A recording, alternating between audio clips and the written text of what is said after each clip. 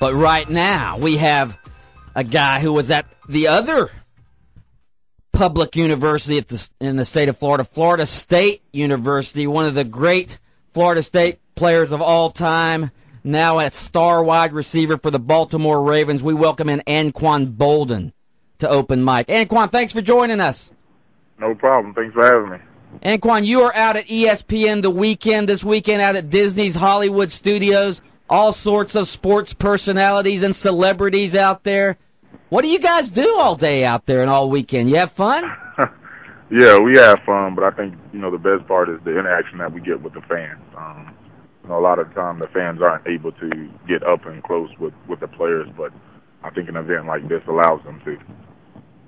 Anquan, as I mentioned, you were one of the star wide receivers for the Baltimore Ravens. You're a big-time NFL wide receiver now.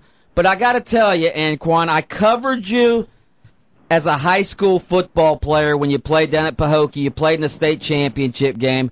You're one of the best, probably the best high school quarterback I've ever seen. Do you think you could have been a great quarterback? Yeah, I think so. And I mean, for me, that was something that I was looking forward to. But I think, once I got to Florida State, I kind of got impatient and didn't want to wait because I had never been in a situation where I had to wait and play football. So I ended up moving and switching positions. It seemed to work out. Now, did they have to talk you into it, or did you say, hey, I want to get on the field? No, I went to them, actually, probably 3 days into camp, being a third-string quarterback coming in my freshman year. I didn't feel like I was getting enough reps. Found myself watching practice as opposed to participating in it. So I kind of went to Coach Bowden and asked to switch positions. What are your thoughts on the coaching change at Florida State? It looks like Jimbo Fisher in his first year kind of got things rolling again at your alma mater. Yeah, I think Jimbo's doing a good job. I've known Jimbo for a long time. He was actually a guy that recruited me when he was at Auburn when I was coming out of school. So, me and Jimbo go way back. So I still keep in contact with him, but I think he's done a great job. I mean, anytime you're following a legend, it's a tough job. But, I think he started to get the quality recruits in there again, and the guys are being competitive. And I think this year, they really have a legit shot to win the ACC and play for a national championship. How difficult is it when you're a star player in high school and then you move up to the college level as a guy that's a featured guy in high school, and then you go to a big team like Florida State and you're third in the depth chart? How difficult is it to kind of come to that realization and wonder, hey, am I actually going to get playing time after I was the guy with my school? Well, I mean, you just have to go in and be realistic. I mean, at that point in time, when I went to Florida State, coming out as an All-American, everybody else was one too. So I knew going into it that I had to compete in order to get on the field, and that wasn't something that I had a problem with. I just didn't want to wait. He is Anquan Boldin, star wide receiver for the Baltimore Ravens, former Florida State star as well. Anquan, your first season with Baltimore didn't end quite like you wanted. But can you just give us an overview of your first season with the Ravens? I mean, you had to be happy with the season in general, right? Yeah. I think for us, we were able to go 12-4, which is, difficult in this league. So, and for me, it was the best regular season record I've had, my entire career. So, in that aspect, I think it was a great season. Like you said, there were a lot of expectations for our team, and it didn't end the way that we wanted to. But, overall, I don't think you can let one game put a damper on everything that we accomplished throughout the season.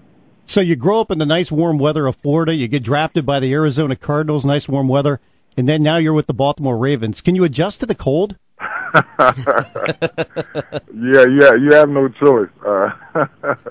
I mean, it kind of sneaks up on you, but I mean, it's something. Once you start playing, it's something that really doesn't bother you. It's just the day-to-day living in it that's difficult. Anquan, with all of this labor talk and lockout talk going on, how closely do the players keep track of the specifics of what's going on, or do you guys just let your union reps handle all of that? Well, I think if there's anything significant that happens, I think the union reps do a good job of relating that information to us. But as far as the day-to-day negotiations, I mean, we just let those guys handle it. Because I really feel like, between the NFLPA and the NFL, they'll get something done. I don't see myself every day stressing out about it because honestly, that's something that I can't control. So for me, I'll just continue to work out and stay in shape and control the things that I can control and just be ready when that time comes. Anquan, I don't know if you saw this, but yesterday President Barack Obama came out and said, you guys better get something done. He doesn't want to see the football season go down the tubes next year. Yeah, I mean, I think everybody, feels that same way. The owners and the players and the fans and, the president. So, football is the number one sport in America, and we want to continue to keep it that way. We want to continue to put a good product on the field, but we got to make sure everything is done right. So like I said, I really have confidence in those guys that they'll get a deal done, and one that's, comparable for both sides. What's the biggest thing you'd like to see change when it comes to the CBA, or would you like to see the exact same deal that the NFL's been operating on for the past few years? Well, I think, the main thing was the rookie wage scale. I think, a lot of the veterans in the league had gripes about that because, a lot of guys felt like it was better to have a great year in college than it was to have in the NFL. You had guys coming out of college, getting these big deals and, hadn't been proven in the NFL. Yet you had guys in the NFL, veterans who've been to, a number of Pro Bowls and guys that have been consistent and proven themselves year in and year out, and they have to fight to get the deals that they had. So I know that was one thing that the veterans wanted to see change. Are you in favor of an 18-game season? No, I'm not, actually, because my thing is if you make it an 18-game season, number one, it's difficult enough to get through a 16-game season because of how physical the sport of football is. Secondly, if you make it an 18-game season, it really becomes a 20-game season because the 2 preseason games that you do play, it will be spent trying to get the teams ready for the regular season as opposed to getting younger guys some kind of experience and getting guys looks that are right on the bubble. So I think an 18-game schedule becomes a 20-game schedule easily. So you're saying, Anquan, what you're saying is getting rid of those, the instead of having 4 preseason games and going to 2, that's really not going to matter because the starters will be playing in those 2 preseason games now. Yeah, because if you think about it, those 2 preseason games, they will actually be used as dress rehearsals. Gotcha. That's a good point. So it won't be an 18-game season. It'll be a 20-game season. That's why we have Anquan Boldin on to break it down for us and tell us things we don't know.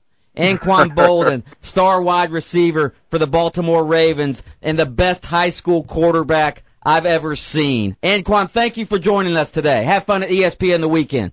No problem. Thanks for having me.